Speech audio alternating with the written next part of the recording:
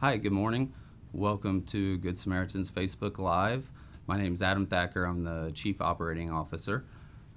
Typically joined by Dr. Scott Stein. He had other pressing topics to cover, so I'm going to handle this one solo.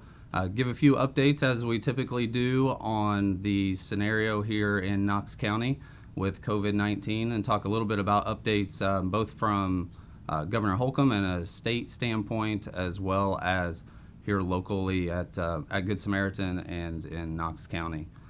So first, as we close the weekend, coming into Monday, we have 83 positive cases in the community. We've tested over 2,300 individuals, and so when we look at that, even though, as we've talked about in the past, seeing a steady increase in the number of cases, really we get back to that focus of hospitalizations, the acuity of the cases that we're seeing. Patients are recovering at home. So we have 19 active cases.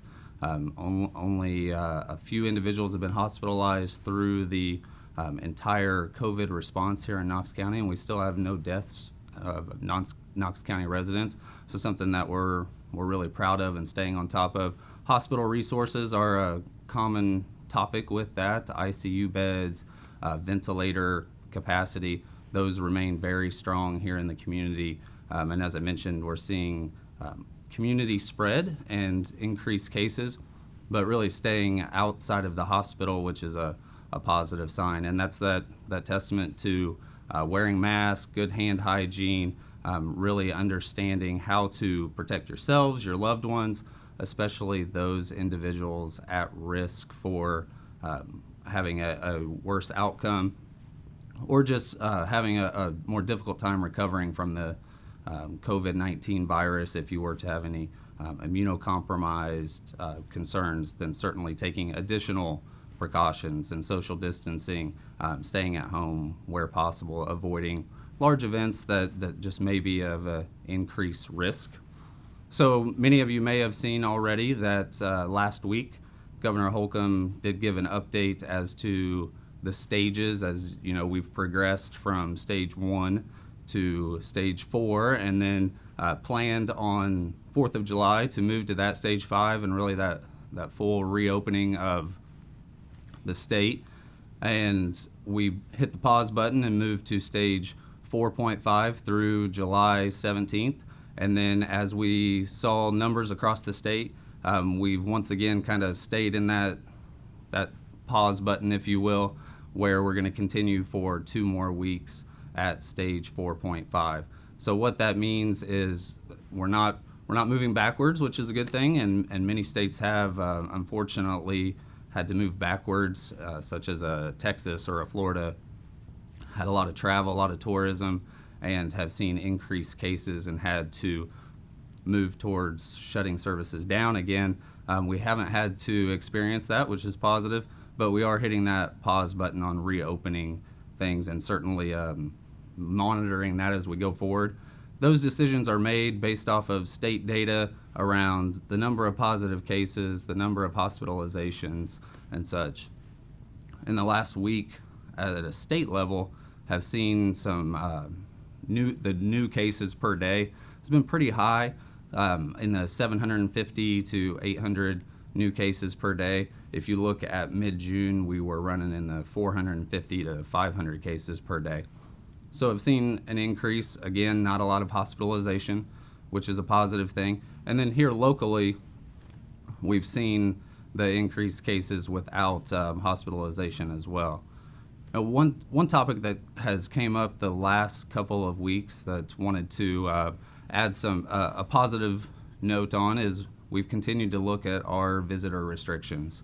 And certainly within the healthcare setting, decreasing traffic in the hospital to keep our employees safe, our patients safe, visitors for patients and family safe. We've looked at, where can we allow visitation to be part of your loved one's care, but also protecting everybody in the safest environment possible.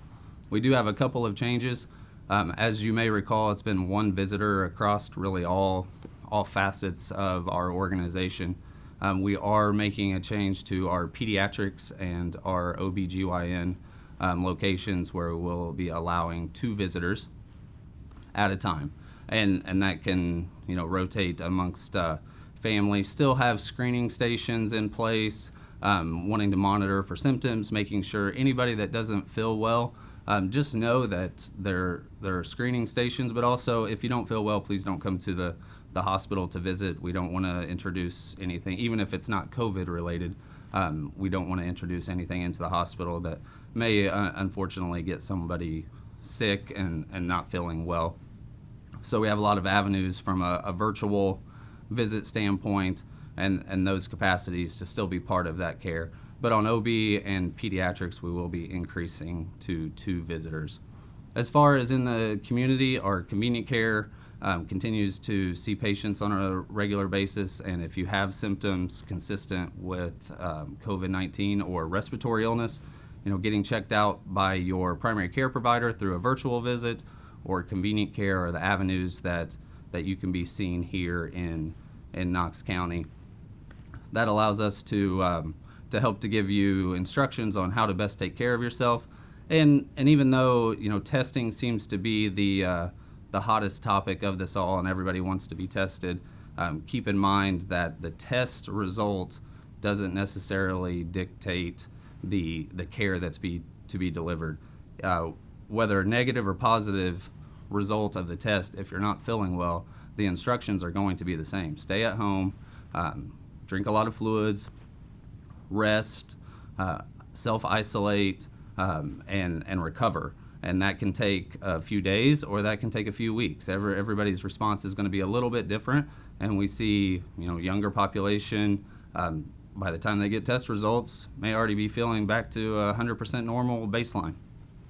And some older folks, or if you have some underlying concerns with lung disease or something of that nature that may take longer to respond to the virus for your body, then it may take a few weeks before you're feeling better or back to baseline. But those are really important factors to consider, is that you're going to recover at home regardless of the result.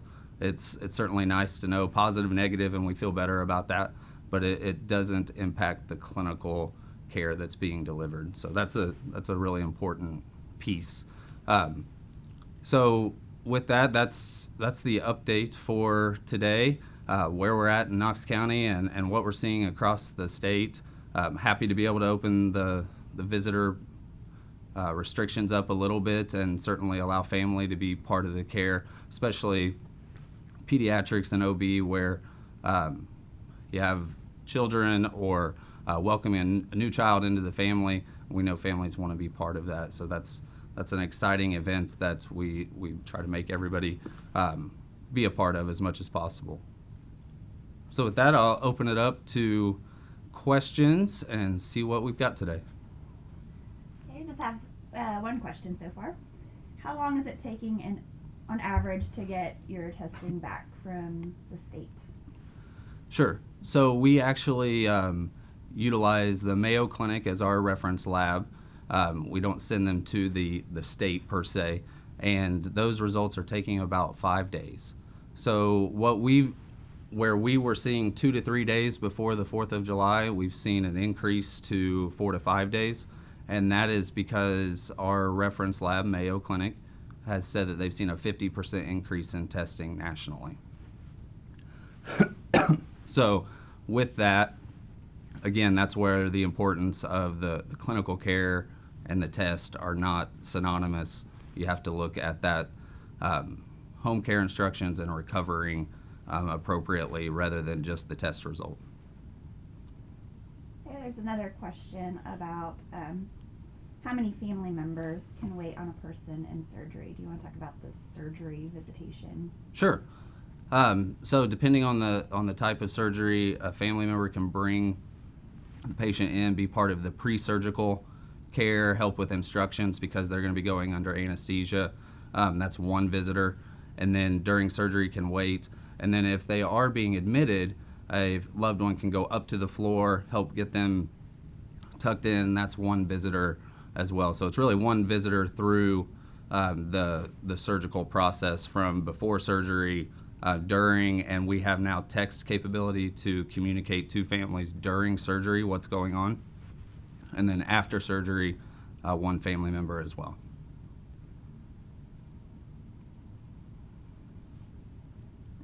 Okay, so someone asked about large gatherings. Mhm. There are several upcoming public events. Masks are suggested, but not mandated. Without mandating masks, how can the community keep the virus from spreading? Some cities, counties are mandating. Will Knox County do the same soon? So that's a topic of conversation. Dr. Stewart and the health department are looking at that and are working collaboratively with some communities that have decided to move towards masking. One thing that did come out of the governor's recent update was gatherings over 250 actually have to be approved by the health department. Whether masking would be mandated or not as part of that approval process would be for Dr. Stewart to decide. What I would say is if you are in those large gatherings, masking is our best action to protect when social distancing is not possible. So the venue, location all play a role in that. You can be at a large gathering and be able to be socially distanced outside, and you can also be at a smaller gathering and not be able to be socially distanced because of the size of the venue. So we have to weigh those factors within that. Certainly masking is mandatory here at Good Samaritan, and we're seeing that become more commonplace as a way to protect each other from potentially a virus when we know that a large percentage of individuals can be asymptomatic. Okay, that's all the questions we have today. Okay, well, we'll continue to monitor any questions that come up. We'll be back on here next Monday and give some additional updates as we move forward.